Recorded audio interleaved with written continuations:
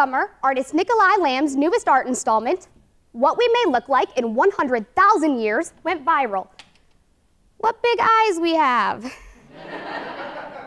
His argument is, if we follow the traditional trajectory of evolution, this is our future.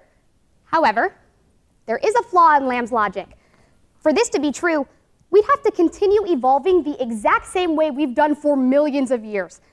And that's unlikely, because all of our current concepts of human evolution are being challenged by the exponential rate of transhumanism. According to New Scientist of September 18, 2013, transhumanism is defined as an intellectual and cultural movement believing we can and should improve our bodies by controlling human evolution through science and technology. Their short-term goal is to enhance human capabilities, but their long-term goal is to free us from all of our biological limitations, including disease and death. Transhumanists argue their vision isn't far-fetched, as we have already pushed past our natural states. No one here thinks of a prosthetic limb or an artificial heart as anything but an advantage of modern science. But this means we are in the liminal stage between being human, as we know it, and post-human, or so drastically different in our capacities that we can no longer classify ourselves as biologically natural Homo sapiens. And there's no going back.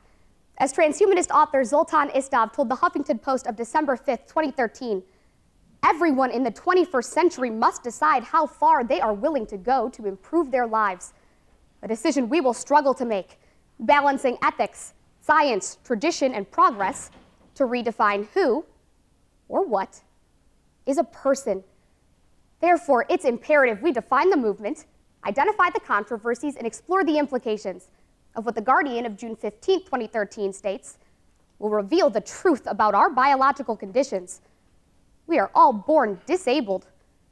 Transhumanism aims to fix that. As early as 1998, author Christopher Dudney argued in his book, Last Flesh, Life in the Transhuman Era, the first stage of life was when complex molecules could reproduce. Next came human consciousness, and now we are at the stage where, by human agency, life takes control and guides its own destiny. This is the transhuman era, so let's define the movement and look at current human enhancements. Humanity Plus, a worldwide transhumanist organization, explains on their website, last updated March 22, 2014, the quest for immortality is one of the most ancient and deep-rooted of human aspirations. Basically, we're not going down without a fight, which is why as the speed of technology increases, so do the capabilities of humans. For example, there was a 750-year gap between the invention of glasses and contacts, but just a 50-year gap between contacts and laser eye surgery. Now, transhumanists are using technology to manipulate our biology on a genetic level, to alter evolution. Think of it this way. It's important to note that it's enhancing us on both a genetic and chemical level. For example, in her 2014 book, Touching a Nerve, author Patricia Churchland argues, our brains are our self, and manually manipulating brain chemicals has the power to change who we are as a person. For instance, a powerful magnet held to part of the brain drastically confuses our moral compass, causing us to see immoral behavior as totally okay. And on a genetic level, IO9 of July 12, 2013 explains, scientists can now add an artificial 24th chromosome, easily inserted during in vitro fertilization. It serves as an immunization, controls other chromosomes, or can give humans new capacities altogether, such as sonar. Batman. And once inserted, it's passed down to future generations, a permanent modification of the human gene line. The aforementioned IO9 describes these enhancements as architectural intervention in humans. Recently, transhumanist author Gennady Stolarov published the first ever transhumanism book for children entitled Death is Wrong. The cover features a child banishing the Grim Reaper. Precocious. And the movement continues to grow, illuminating controversies surrounding the ethics of enhancement and the definition of human. The aforementioned The Guardian explains, this is changing the definition of disability and challenging traditional rules and regulations. For example, The International Association of Athletics Federations failed to ban Oscar Pistorius from competing in the Olympics with his prosthetics, sparking complaints his running blades gave him an advantage over other athletes. Essentially, our world is shifting from a place where we empathize with people using prosthetics because they will never run again, to accusing them of cheating for being too advanced. Additionally, Extreme Tech of April 1st, 2013 explains, in the next decade, we will be forced to confront a multitude of questions about what it means to be human. For instance, it is already understood we can make synthetic robots to look and act like a human. But add that to what IO9 of July 12, 2013 explains. An Italian neuroscientist says, it is now possible to do a complete head transplant, meaning we could move our brain and consciousness to a made-from-scratch body, which is huge for transhumanism's quest for immortality, but calls into question whether or not our previous definitions of human are valid.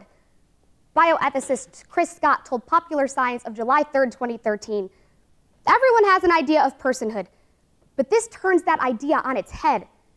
It's a hybrid person, and that's exactly what transhumanists want. In July of 2012, Italy elected Giuseppe Vittino to parliament, making him the first ever transhumanist to use his beliefs as a political platform, giving the slogan "Change for the Future" an entirely new meaning. However, as this transhumanists continue to advance their movement, it is vital we explore the implications. Initially, transhumanism is manipulating our perceptions of death. The Washington Post of February 17, 2012 states, for many Americans, modern medical advances have made death seem more like an option than an obligation, and more like a medical failure than a natural conclusion. The Atlantic of April 24, 2013 calls the battle between doctors and death unwanted care, where we extend the life of a human body using technology far past the point the brain might want. Transhumanism adds another complexity to this debate. If a 150-year-old decides, regardless of their capacity to continue physically, they are done mentally, we have scientifically created a body which, in order to die, must inherently choose suicide. And as the human species continues to be reconstructed, we may soon enter a world where immortality is built into our genes, meaning our constant quest to elongate our life may soon turn into a constant quest to end it. Additionally, despite trends towards all natural products or styles of living, evidence suggests we will never step backwards from this technological push.